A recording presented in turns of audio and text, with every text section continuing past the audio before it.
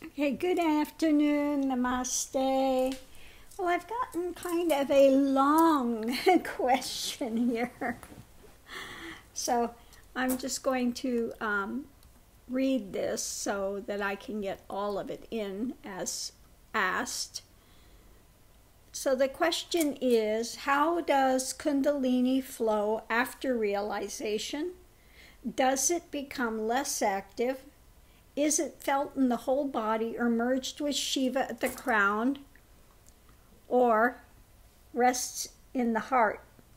Could you share the daily experience of enlightenment and the behavior of Kundalini after realization? Okay. Well, it is a vast difference after realization than when one is going through the process of Kundalini. So when realization takes place, that's why it's called being blown out, okay? It's already gone through the whole of the system and it rests in the heart area, okay? So your Kundalini at that point really becomes feeling like it's very still, okay? Every once in a while, I'll have an episode where it'll just hit like boom, boom, boom, just really, really strong pounding, boom, boom, boom, boom, from the bottom, and just, you'll feel this big whoosh going, going up the spine. But for the most part, it's still. Because the mind is still, Kundalini is also still. Doesn't mean that it's not there, it's not active. Of course, that energy is always there because that's the great I am. That's the great is. That's the great, part of what gives us our life, okay? But it is stilled. You no longer feel it running through the system. You're no longer doing kriyas. That's why the kriyas end. The kriyas are in place because Kundalini is moving through the system and moves the body into doing various mudras that take place, various yoga moves. And it's there to, when you're doing those moves, it's there to connect different energetic pathways, okay?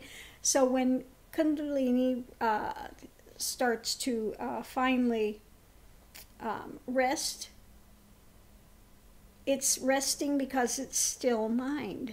Again, this is why if I do energy work on somebody, it's very balancing because there's a stillness, there's a balance here.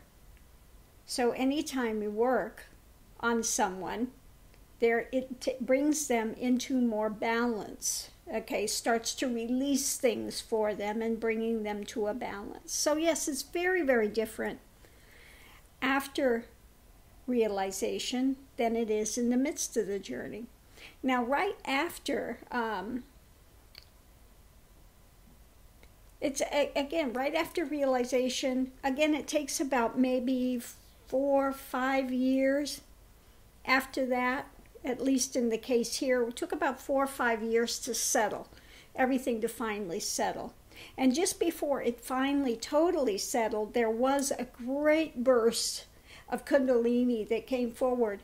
And the kriyas were so strong, it was almost throwing me around the room. I mean, it was just that last burst of that energy releasing, okay?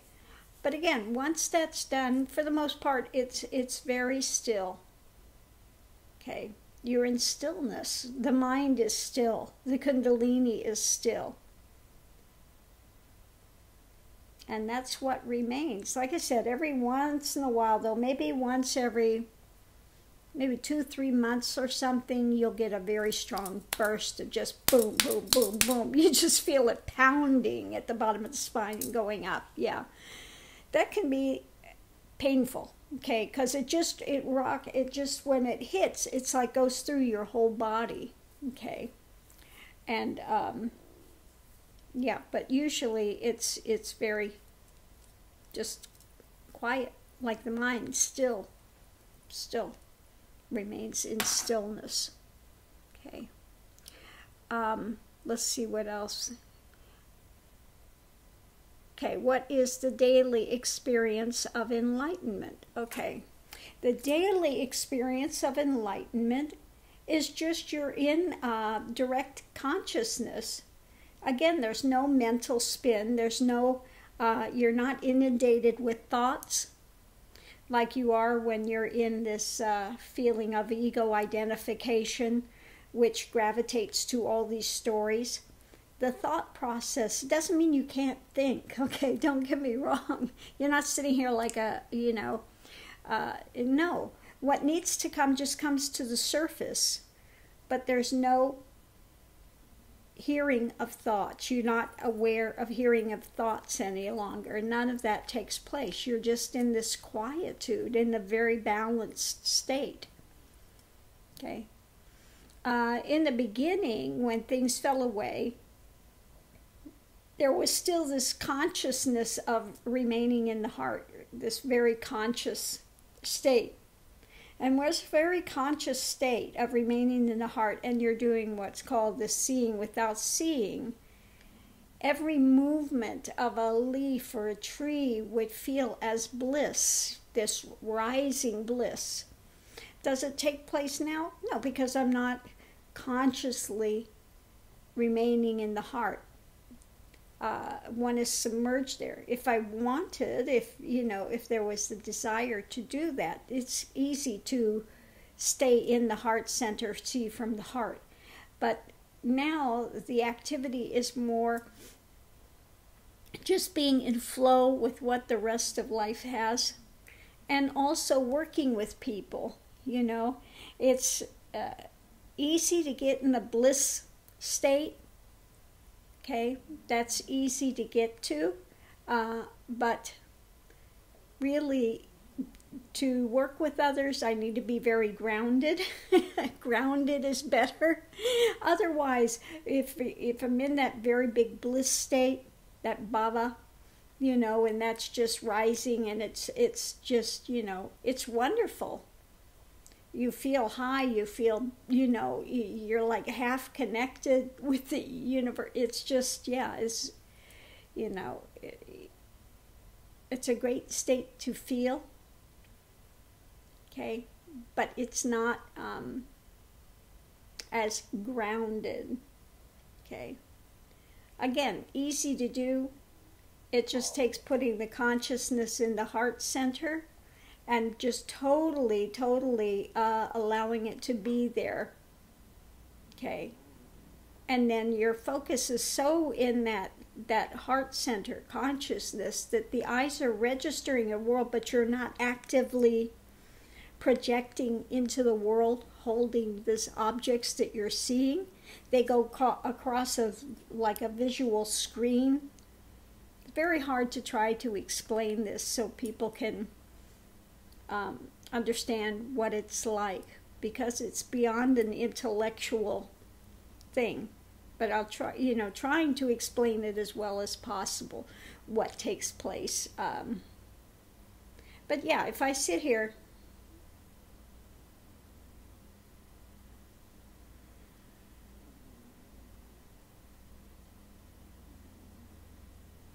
in that, see, I immediately start going, and you connect with that. So, Kundalini's still going, but it's so subtle that it's, and when I'm going into that heart center,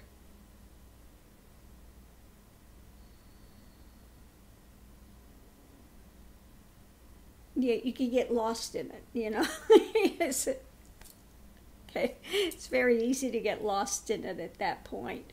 And then it's just, at that point, then if I remain absolutely immersed in that, then it's very difficult for me to access language, duality language.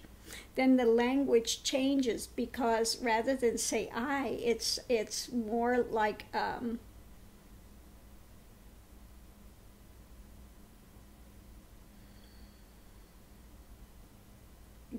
see, I can't.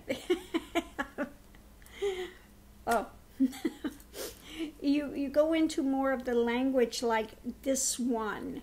And it's not done on a conscious level attempting to put that into place to sound something different. It just naturally occurs because you are so at that point locked into non-duality, the reality of non-duality, okay? So it feels very foreign to say me or I, okay? So, yeah, this is why I don't consciously remain in the heart center all the time. Because if I did, you're very, everything is so much more expansive. And you would notice a big shift in the speech. Like if you go, some people have seen some of the things that was writing in the God Realized site. And it's more, it's tougher to deal with people's daily problems when one is that expansion, okay? So anyway, that's, you know, in the state of realization, one can be in bhava easily. If you remain in the heart center, that's seeing without seeing, this naturally arises, and it can be all-encompassing. But again, if I'm dealing with people, then I have to stay in a more grounded, more I guess you could say compressed state, more of a compressed state, so that I can be in their level, okay, of being able to speak of and accessing duality to aid them to go forward. Otherwise, it's just, it's like speaking in the Ashtavakra Gita or the Vivek-Chudamani, okay? It's just very expanded states of, you know, what it is, you know, that I am not this body, I'm not this, you know, there's, you don't feel like you're a body form at all, okay? So, but that's not going to help anybody that I'm working with if I am in that expansion all the time, okay? Then it's more difficult to access. Does one feel emotions? Yes, absolutely. And it's even, I would say, stronger emotions than when one is in the ego form. And why is that? Because it's pure emotion, okay? It's not cut with anything. Okay, so yes, one feels emotion. But there are certain emotions, certain things one cannot, no longer can access, like this feeling of hatred towards anyone. It's not possible. That's no longer possible to go in. You can be very angry at situations, at things that take place. That can be there, okay? But hatred, that type of thing, it's again, not possible.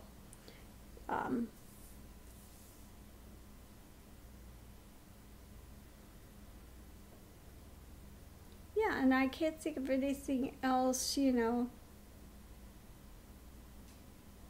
what would be beneficial to say. Okay. One lives out the rest of the prarabdha karma.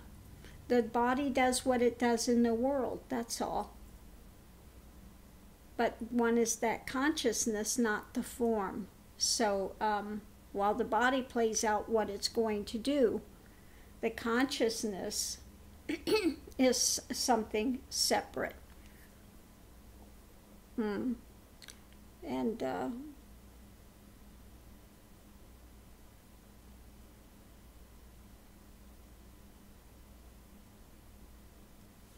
yeah.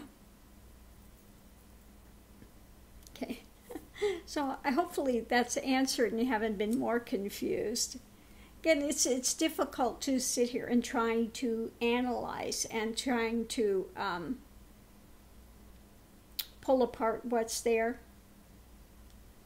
trying to put it into some type of an intellectual categorization. Okay?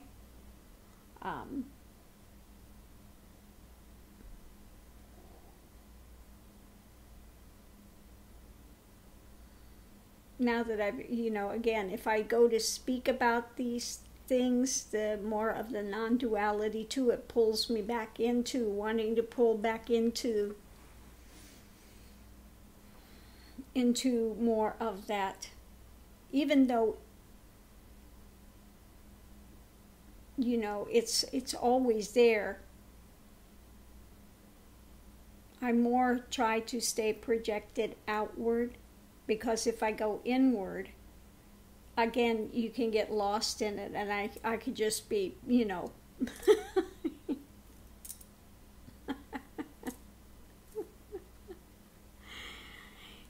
Anyway.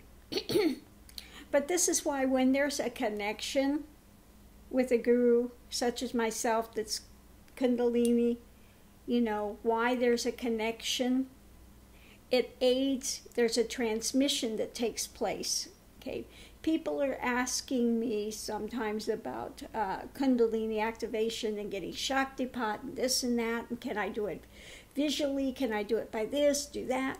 They think it has to be some sort of a hands-on thing, or by phone, or, it's not like that. It's if you're doing the practices and there's a connection between yourself and guru, it will activate. Okay? It can activate spontaneously. Okay? It's because there is a transmission that takes place. So that's it. It's a very simple thing. And those, again, that come into, that are doing the practices, will start to access more of a still mind, And if they come to see me, they come and have darshan, they go more into still mind. It just, helps to aid to pull them into that. Is it something that one, as a guru, is consciously having to do? No.